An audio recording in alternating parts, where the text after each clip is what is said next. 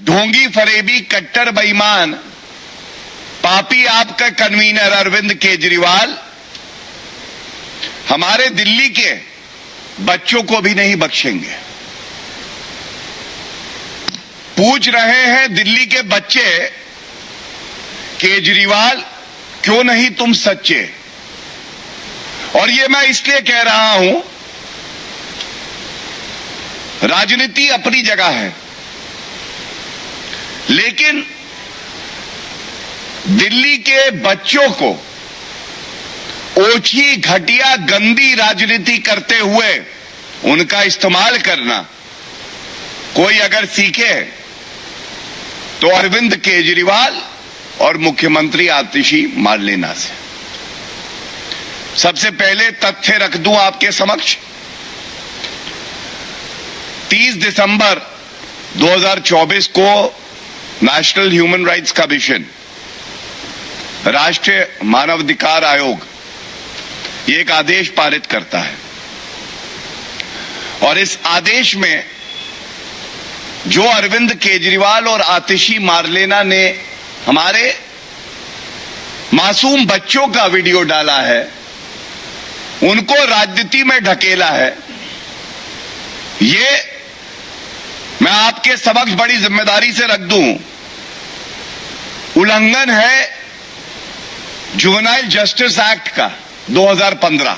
एक दूसरा, 5 फरवरी 2024 को इलेक्शन कमीशन ऑफ इंडिया की गाइडलाइंस आई कि कोई भी राजनीति में बच्चों का कोई वक्तव्य, उनकी उपस्थिति, उनके द्वारा राजनीतिक बयान देना, इस तरह की गतिविधि नहीं होनी चाहिए। लेकिन बड़े भारी मन से मैं ये कहता हूं, और ये शब्द हैं नेशनल ह्यूमन राइट कमीशन के, जिसके मेंबर ने आदेश पारित किया है कि ये जो एक्स पोस्ट है आतिशी मारलेना और अरविंद केजरीवाल की, बच्चों को राजनीति में घसीटते हुए उनका दुरुपयोग करके उनके भविष्य को अंधकारमय कर देने का यह कृत्य स्वीकारा नहीं जाएगा और तुरंत इस एक्स पोस्ट को हटाया जाए। एक्स पोस्ट को हटाया जाए, लेकिन जैसा मैंने कहा, ढोंगी और फरेबी, झूठे और मक्कार अरविंद केजरीवाल ने अभी तक इस एक्स पोस्ट को नहीं हटाया है।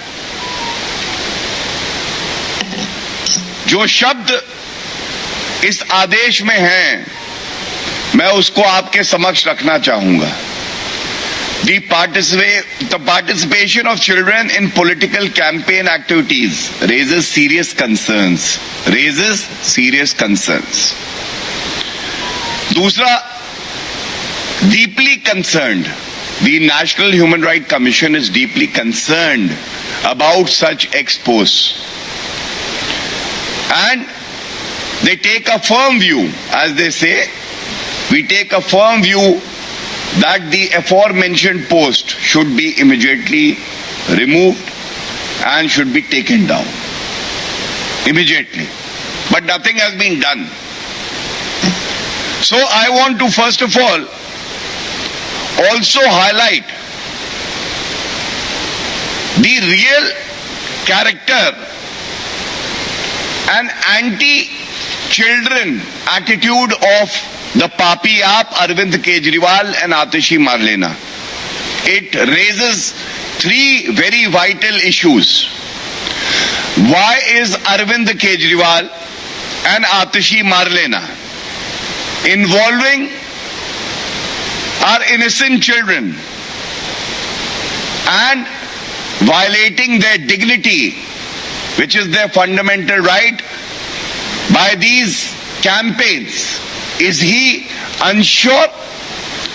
Is Arvind Kejriwal aware that he is losing the Delhi elections?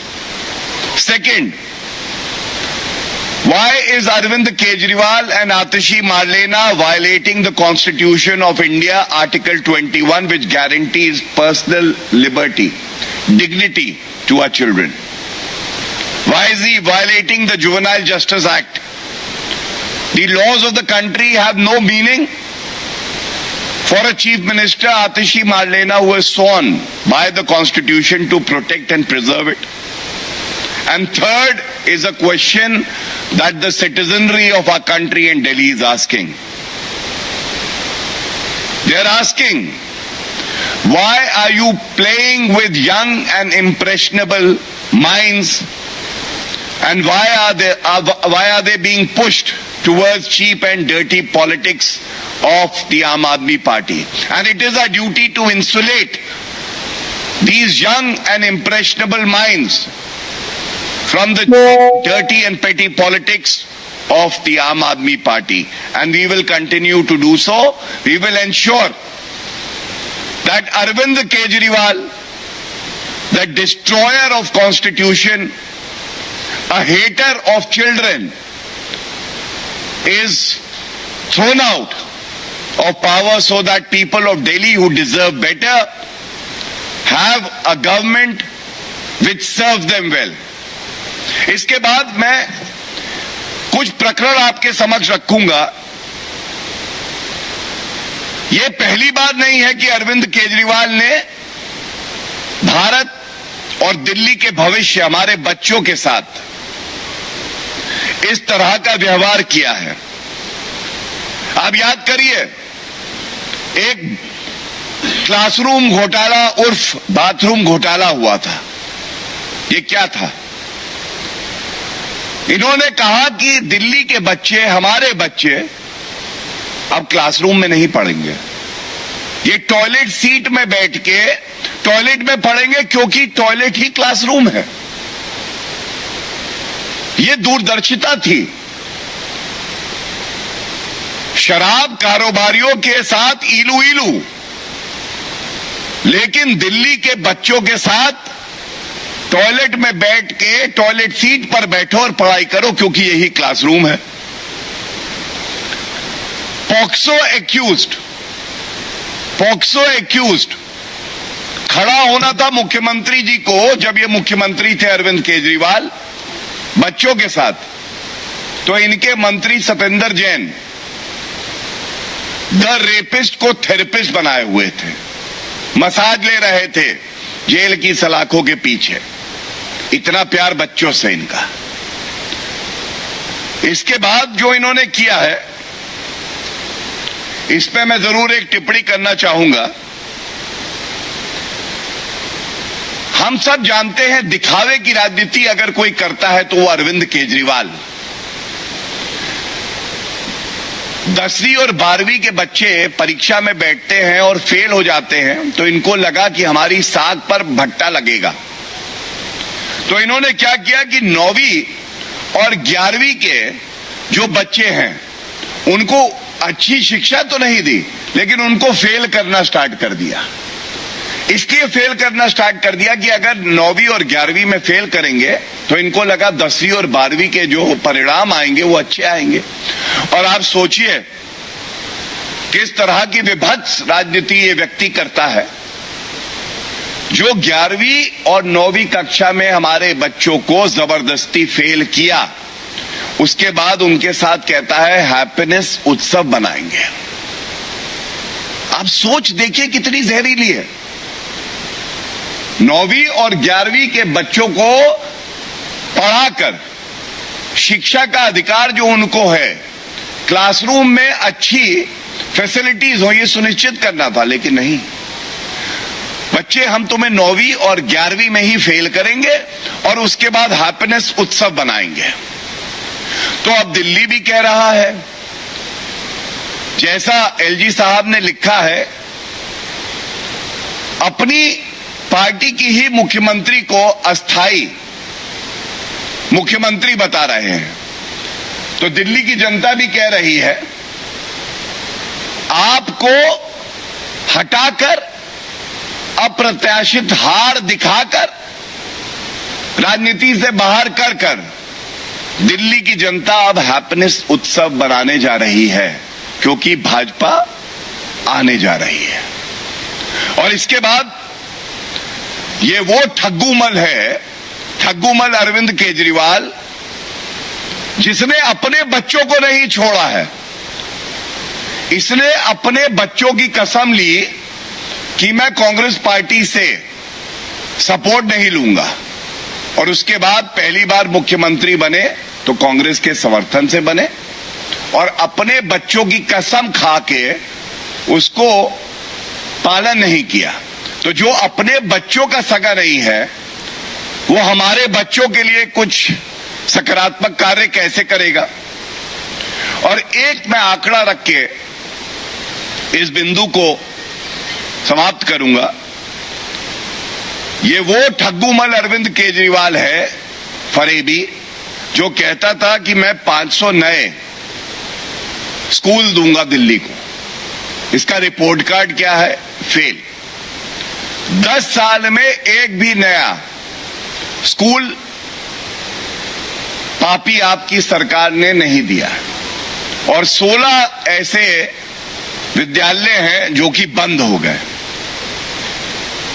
Delhi के स्कूलों की स्थिति यह है कि यहां प्रिंसिपल नहीं है, और करीब 80% ऐसे पद हैं जो रिक्त हैं। 80%। ये आंकड़े मैंने आपके समक्ष इसीलिए रखे क्योंकि ये चिंताजनक है कि जब अरविंद केजरीवाल को लग रहा है कि उसके पैरों के नीचे जमीन नहीं है, तो वो हमारे बच्चों का भी दुरुपयोग कर रहा है, उनको राजनीति में खींच रहा है। और हम इस लड़ाई को लड़ते रहेंगे, क्योंकि आज ये जनता की आवाज है कि ठग्गू अरविंद केजरीवाल, हम अपने बच्चों के भविष्य से तुम्हें कतई खेलने नहीं देंगे।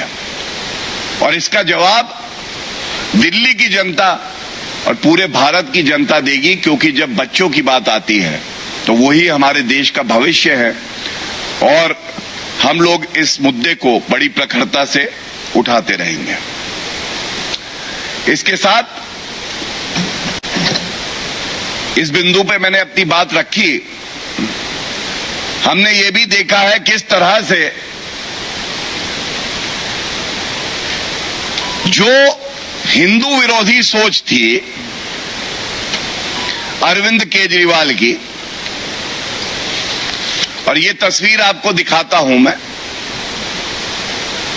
ये तस्वीर देखिए, मौलाना अरविंद केजरीवाल, ऐसा कोई सगा नहीं जिसे अरविंद केजरीवाल ने ठगा नहीं। तो ये वो अरविंद केजरीवाल हैं जो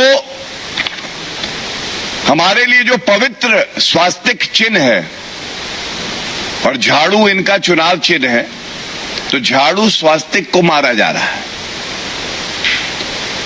अब ये कहने की बात आएगी कि ऐसा क्या हुआ, ऐसा क्या हुआ। हिंदू विरोधी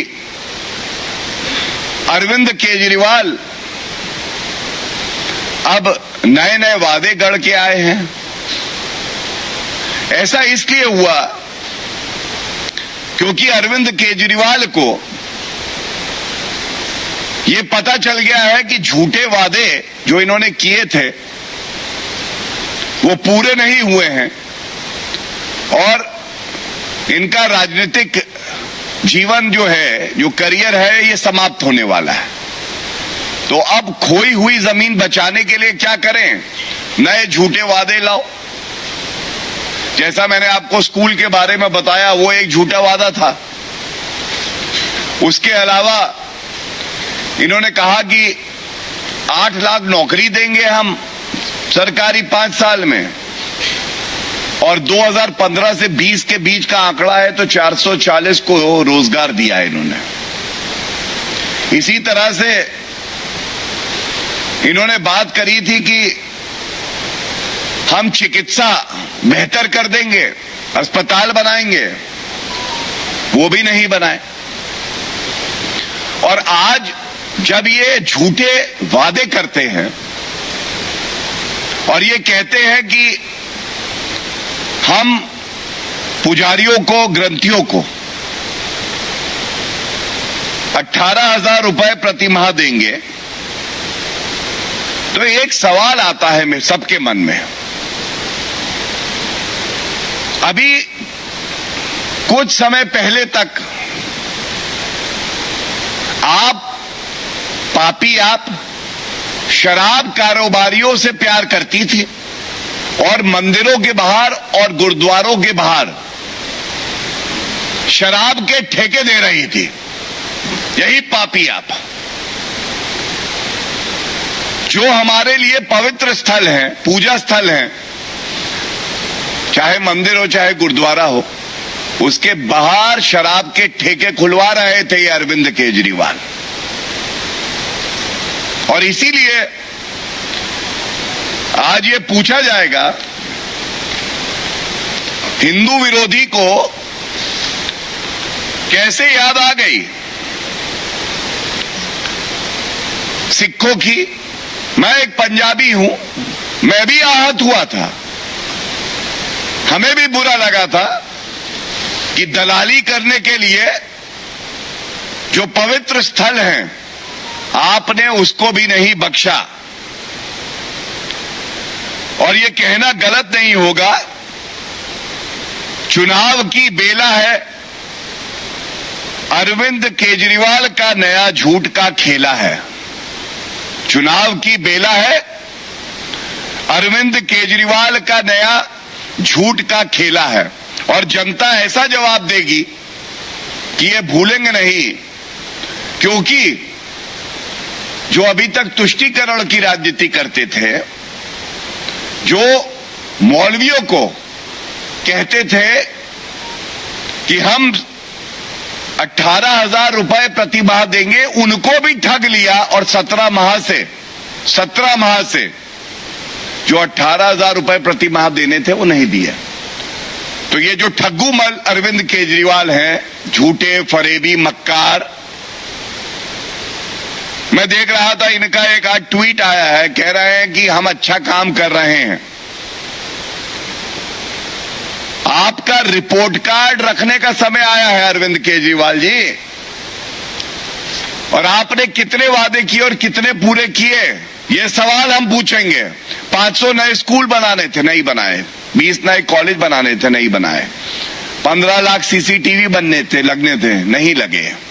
5,000 नई डीटीसी बसें आनी थी, नहीं आई। 8 लाख नौकरियां देंगे, नहीं किया। 2 लाख शौचालय होने थे, नहीं किया। पूरे दिल्ली में वाईफाई होगा, नहीं हुआ। 1000 मोहल्ला क्लिनिक बनाएंगे। मोहल्ला क्लिनिक की क्या हालत है हम सबको पता है। यमुना साफ कर देंगे, खुद मानते हैं कि यमुना साफ नहीं कर पाए। और इसीलिए ये कहना गलत नहीं होगा, भारतीय राजनीति में अरविंद केजरीवाल से ज्यादा झूठा फरेबी मक्कार नेता आज तक नहीं आया है। और जब अब समय आया है कि जनता के समक्ष अपना रिपोर्ट कार्ड रखें, बताएं बिंदुवार तरीके से कि कौन कौन से वादे पूरे किए, तो ये पुराने वादों की बात नहीं करते हैं। नए जुमले, नए धोखे, नया फरेब लेके आते हैं। और इसीलिए ये चिंताजनक है, ये आवश्यक है कि जनता इनको करारा जवाब देके इनको दिखाए कि झूठ बोलने वालों का भारत की राजनीति में क्या हश्र होता है। बहुत बहुत धन्यवाद।